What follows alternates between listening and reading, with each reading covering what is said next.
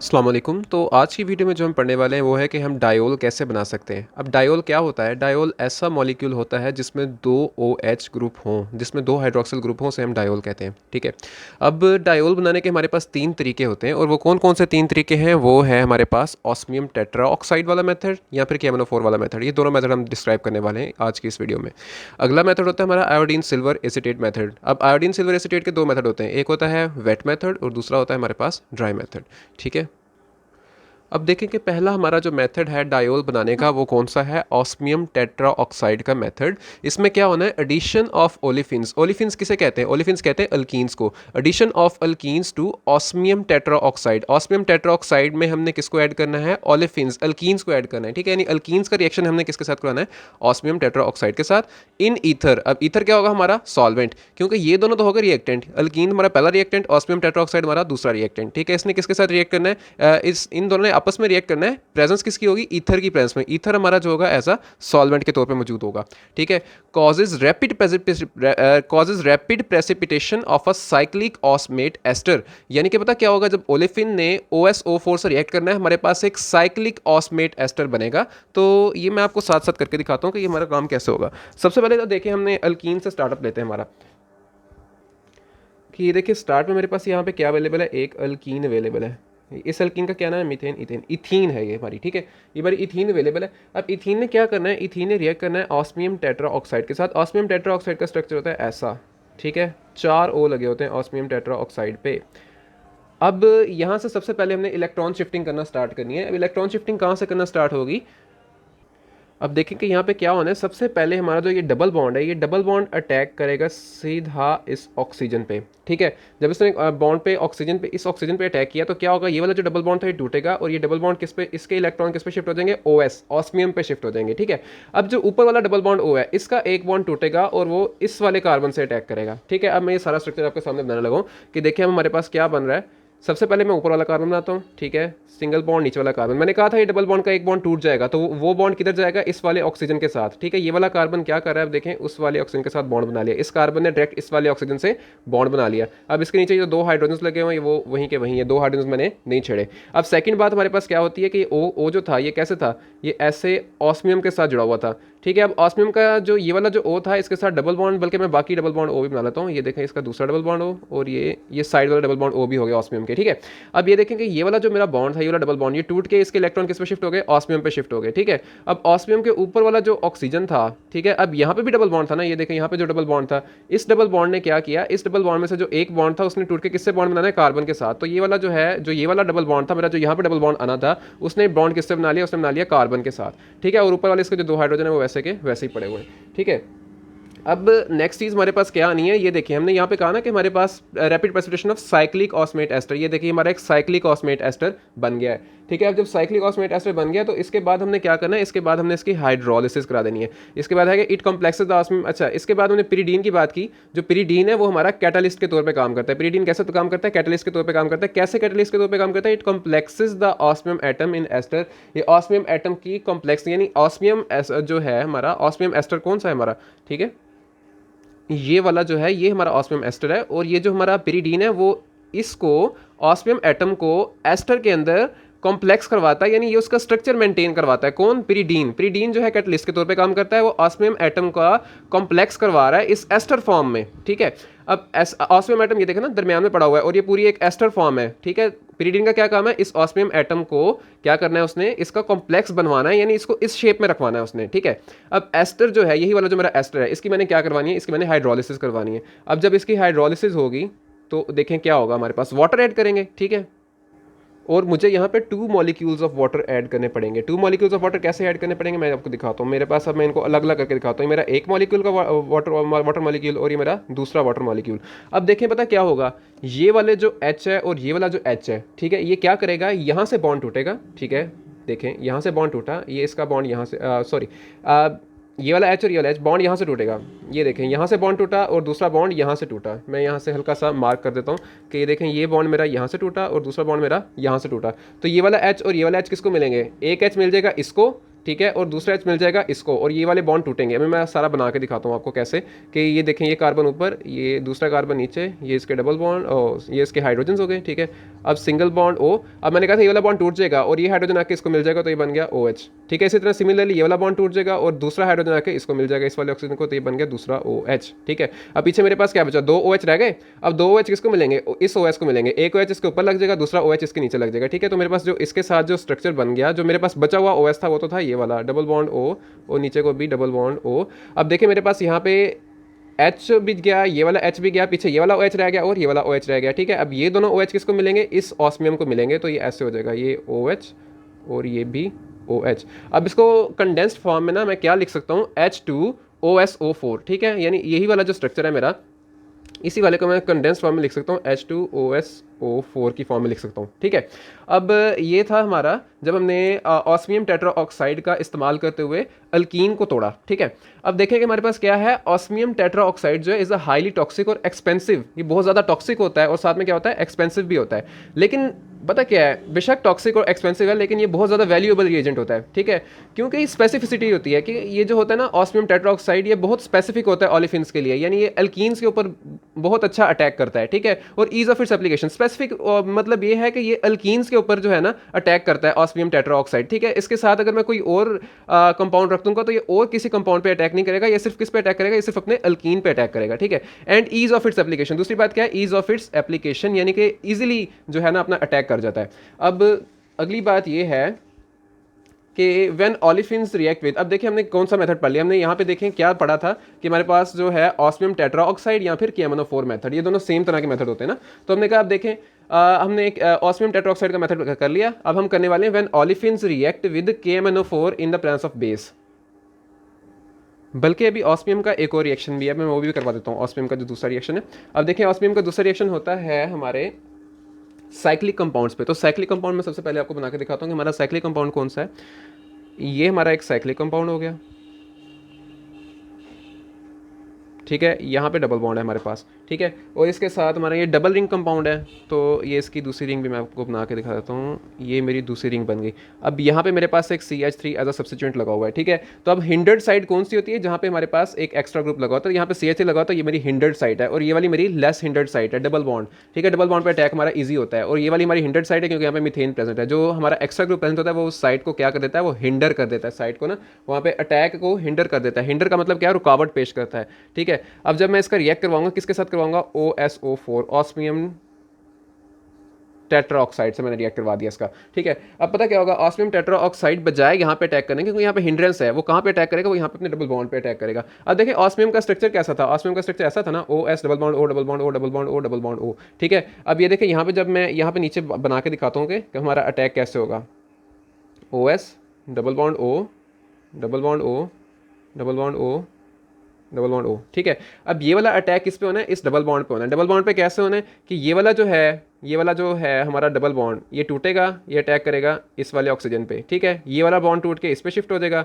ठीक है, और ये वाला जो डबल बॉन्ड था ये टूट के इस पे आएगा, अटैक करेगा, ये इस वाले कार्बन पे अटैक करेगा। बिल्कुल सेम मेथड जैसा हमारा ये था, यहाँ पे जो डबल बॉन्ड पे हमने अटैक करवाया था वही वाला अटैक सेम यहाँ पे डबल बॉन्ड पे हो रहा है। देखें यहाँ पे क्या था, ये डबल बॉन्ड अटैक करता है ऑक्सीजन पे, ये वाला बॉन्ड टूटता है ऑस्मियम पे जाता है, ये वाला बॉन्ड टूट के किधर आता है, कार्बन पे। इधर भी यही काम हुआ, ये वाला बॉन्ड कर रहा है अटैक ऑक्सीजन पे, डबल बॉन्ड का एक बॉन्ड टूट के ऑस्मियम पे जाता है, और जो ऊपर वाला जो एक छोटा बॉन्ड था वो अटैक करके किधर जाएगा, वो सीधा इस कार्बन पे जाएगा। अब मैं बिल्कुल यही आपके सामने इसके सामने दूसरा स्ट्रक्चर बनाने लगाऊं। अब देखें कि इसका स्ट्रक्चर कैसे बनता है।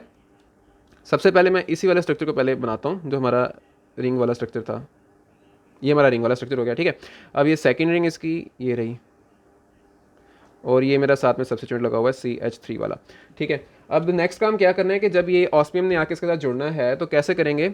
अब ये वाला जो मैंने कहा था इसने अटैक किया इस पे, तो ये मेरा जो बॉन्ड था बन गया ऑक्सीजन के साथ। ठीक है, अब अगली बात ये है कि आगे इसके साथ ये वाला जो डबल बॉन्ड था, डबल बॉन्ड में से एक बॉन्ड टूट गया। ठीक है, तो पीछे क्या बचा, ऑस्मियम OS रह गया। ठीक है, अब इसके आगे ये देखो ना, यहाँ पे भी डबल बॉन्ड वो डबल बॉन्ड O को मैं ऐसे शो कराता हूँ, एक डबल बॉन्ड O इधर को, एक डबल बॉन्ड O इधर को।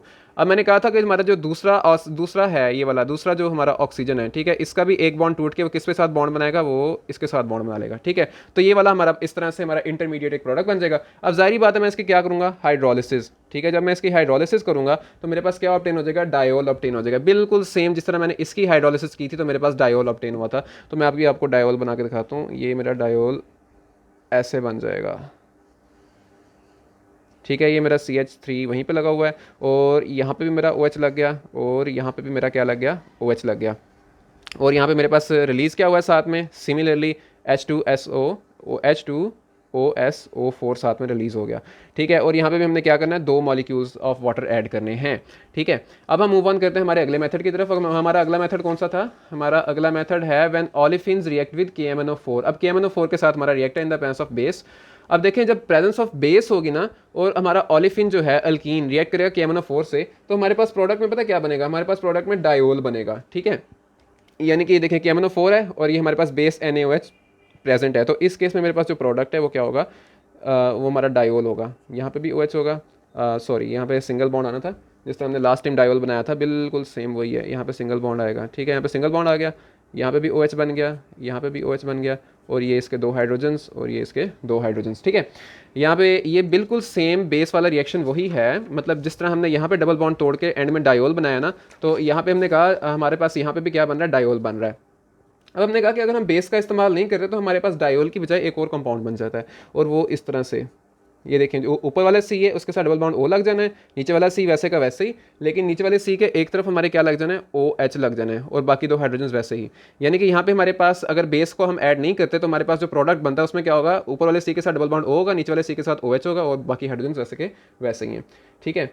अब अगली चीज़ हमने क्या करनी है, मैकेनिज्म। अब हम मैकेनिज्म करते हैं कि हमारा KMnO4 और बेस जो है उसकी प्रेजेंस पे कैसे रिएक्ट करता है, ये सारा मैकेनिज्म कैसे होता है। तो पहले अब देखें, मूव ऑन करते हैं मैकेनिज्म की तरफ। मैकेनिज्म, ठीक है। अब मैकेनिज्म में सबसे पहले मैं ले रहा हूँ अल्कीन, ठीक है। ये मैंने लिया अपना अल्कीन, वही स्टार्ट वाला अल्कीन, यही वाला अल्कीन मैंने लिया हुआ है, ठीक है। अब अल्कीन का मैंने क्या किया है, अल्कीन को मैंने रिएक्ट करवाया MnO4 नेगेटिव के साथ।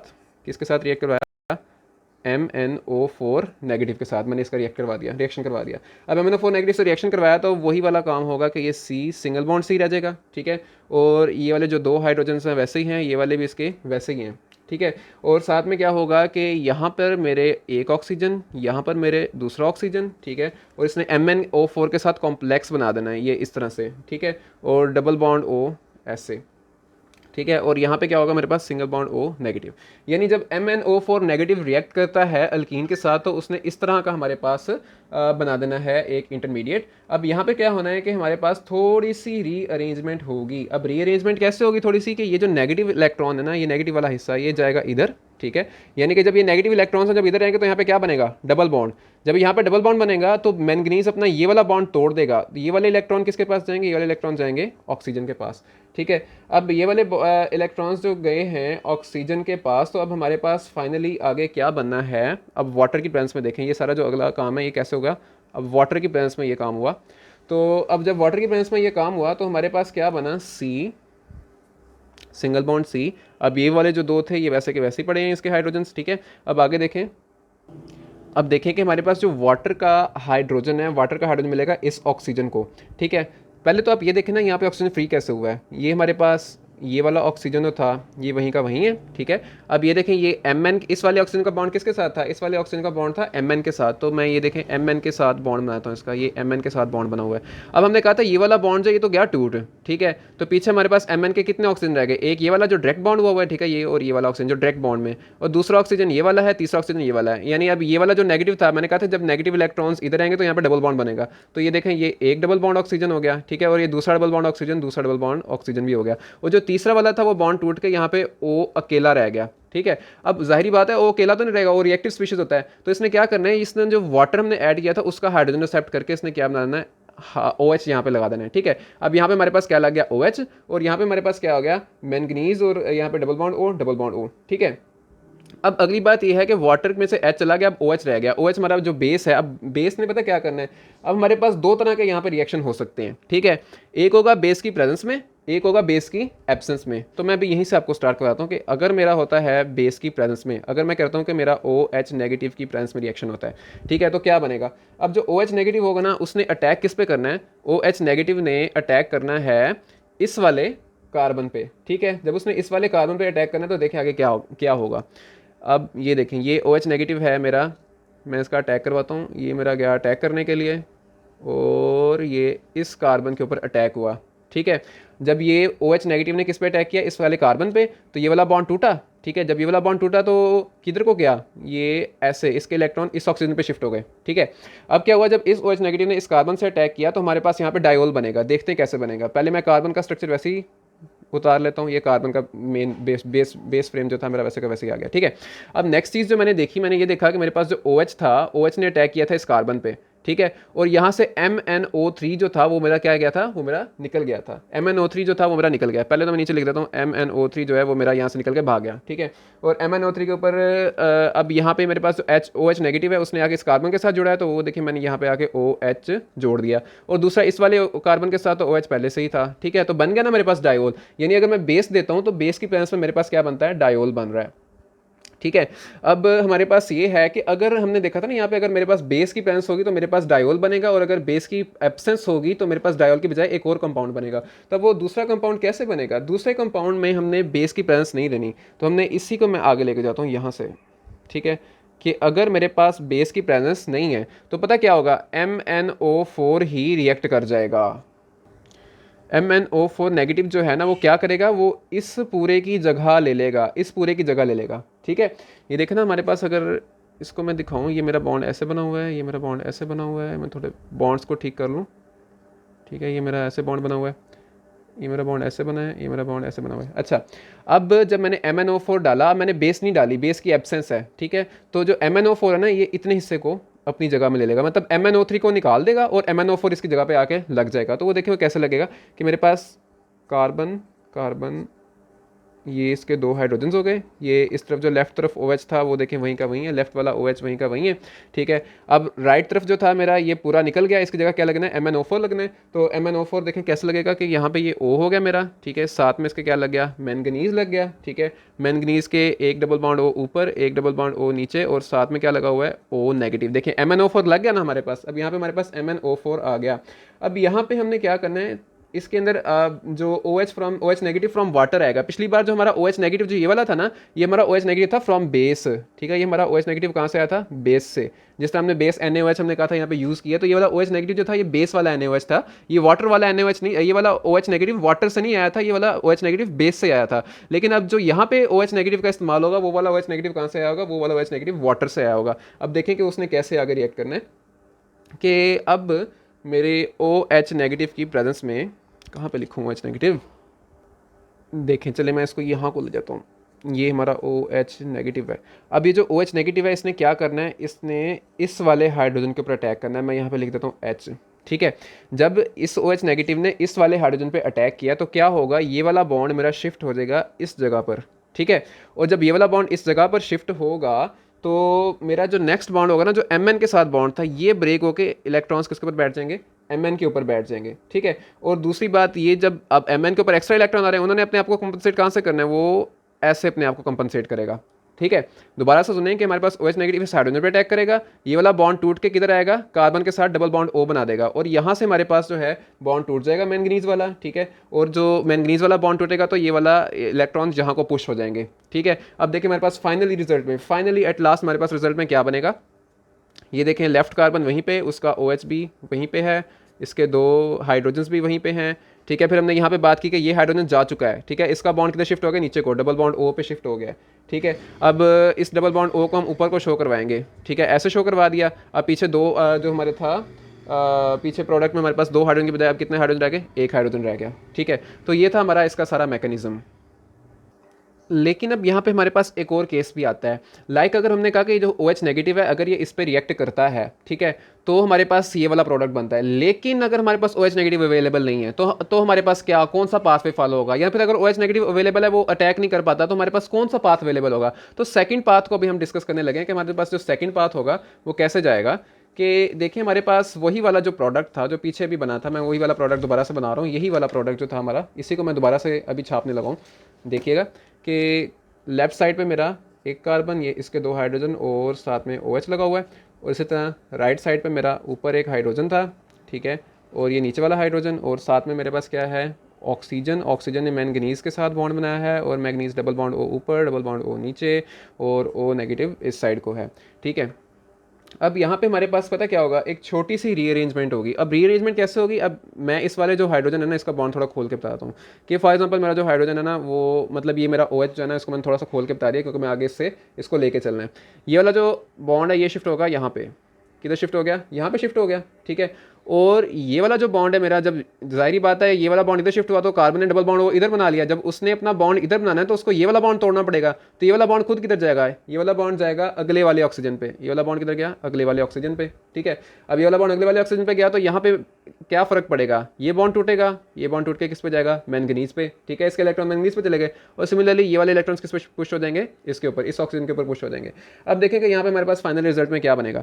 अब यहाँ पे मेरे पास C है, ये हो गए इसके 2 हाइड्रोजन। अब मैंने क्या कहा था कि ये वाला हाइड्रोजन है ये निकल गया, ये वाला हाइड्रोजन निकल गया, ये वाला इसका बॉन्ड किसके साथ बन गया, इस वाले के साथ डबल बॉन्ड O बनाया उसने, ठीक है। सिमिलरली जो मेरा ये वाला बॉन्ड था ये भी टूट गया था, तो मेरा इतना हिस्सा जो है ना, इतना हिस्सा मेरा अलग हो गया। उसने क्या बना लिया, उसने C डबल बॉन्ड O बना लिया, ठीक है। अब देखे ना, मैंने ये कहा था कि ये वाला बॉन्ड किधर शिफ्ट हो गया, टूट के इधर शिफ्ट हो गया। C ने डबल बॉन्ड O इससे बना लिया, उसने कंपनसेट करने के लिए अपना ये वाला बॉन्ड तोड़ दिया था। जब ये वाला बॉन्ड तोड़ दिया था तो इतना हिस्सा अलग हो गया।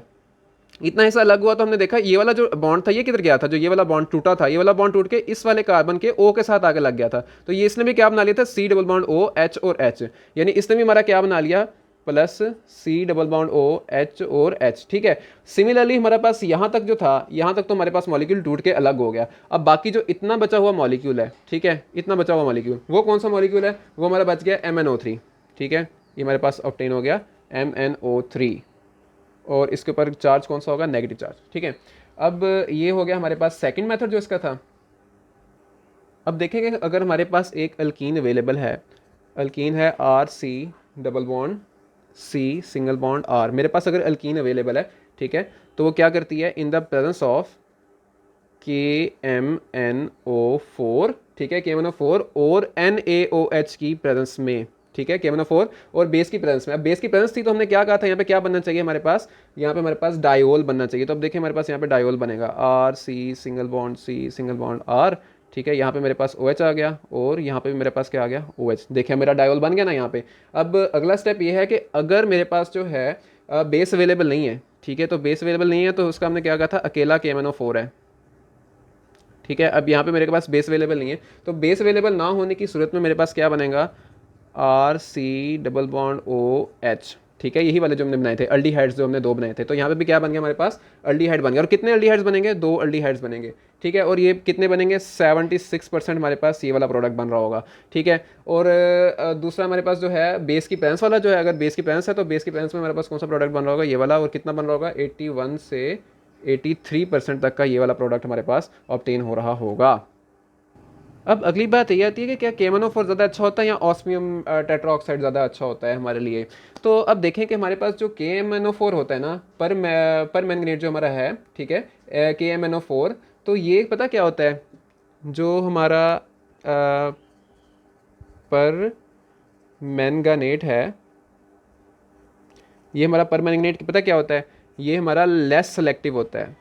क्या होता है, लेस सेलेक्टिव, ठीक है। लेस सेलेक्टिव कैसे, देखे बेस की प्रेजेंस में कुछ बना रहा है, ठीक है, और जब बेस नहीं होती तो कुछ बना रहा होता है, ठीक है। फिर हमने ये भी देखा कि अगर बेस ना होती तो उसने फिर आगे 2 तरह के प्रोडक्ट्स बनाए हुए थे, ठीक है। एक तरफ उसने कुछ बनाया था, और अगर ये देखे ना, एक दफ़ा हमने देखा कि यहाँ पे भी हमारे पास बेस तो नहीं थी, बेस ना होने की प्रेजेंस में उसने ये बनाया था, ठीक है। और इसी तरह बेस नहीं थी तो उसने ये वाला अल्डिहाइड्स वाले भी प्रोडक्ट बनाए हुए थे। तो इसमें हमने कहा कि ज़्यादा सेलेक्टिव नहीं होता, हम पूरा टू द पॉइंट प्रोडक्ट तक नहीं पहुँचते इसमें, इसलिए हम कहते हैं ये लेस सेलेक्टिव होता है थोड़ा, ठीक है। लेकिन लेस सेलेक्टिव होता है, लेकिन इसके पास ना एक एडवांटेज भी होता है, वो पता क्या होता है, ये लेस हैज़ार्डस होता है। दूसरी बात क्या है, ये लेस हैज़ार्डस यानी कि लेस टॉक्सिक होता है, कम नुकसानदेह होता है, ठीक है। अगली बात इसमें क्या होती है कि ये क्या होता है, चीपर भी होता है, और ये क्या होता है, चीपर, ठीक है।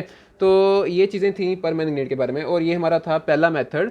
और इंशाल्लाह नेक्स्ट वीडियोज़ में हम अगले मेथड भी डिस्कस करेंगे। अल्लाह हाफिज़।